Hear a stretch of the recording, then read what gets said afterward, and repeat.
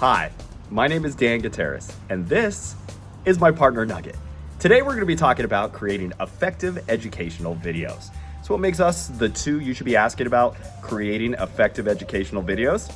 Well, I've been an active video producer for over 20 years for television and radio stations. I've also produced online content for small businesses, documentaries for the city of Albuquerque, and fundraisers for nonprofit organizations. I also host live events like the Governor's Ball in 2018 and perform magic and juggling throughout the Southwest.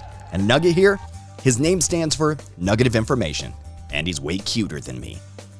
So what can a carny with years of media experience tell you about effective educational videos? A ton. But let's start with the basics today.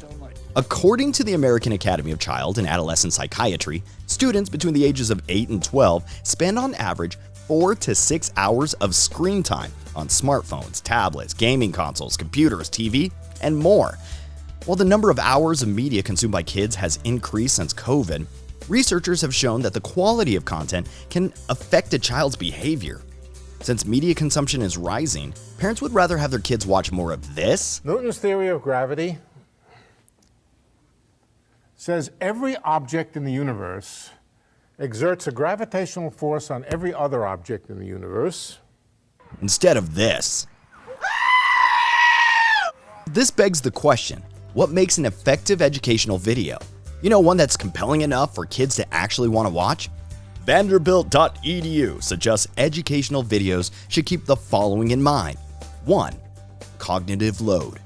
2. Non-cognitive elements that impact engagement. 3. Features that promote active learning. So what does that mean?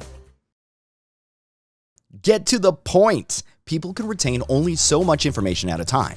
That means figure out what you want to teach and address that topic without any distractions. In radio, we call it one thought per break. If you're talking about one thing, continue to speak only about that one thing until you've conveyed your message.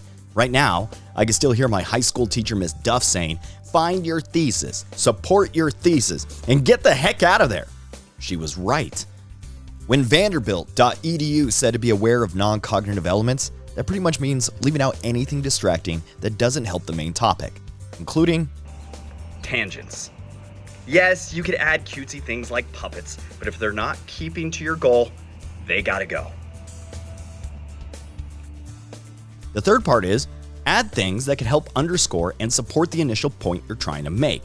This could be as simple as underlining essential words, sound effects, and most importantly, video clips that actively show your message.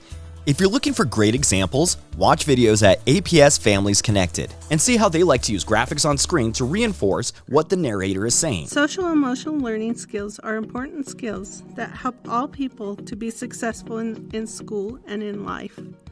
One aspect of SEL is to teach children to successfully navigate conflict. Just like this. Somehow this just got really meta. Everything Vanderbilt said was great, but they forgot one of the most important lessons that only a juggler could teach you. And that is to know your audience. This is one of the most challenging concepts for producers to understand, but for producing compelling videos, it is extremely critical. Honestly, it gives you the most creative freedom, but depending on the audience, it may restrict the ways you can talk to them. Think of it this way.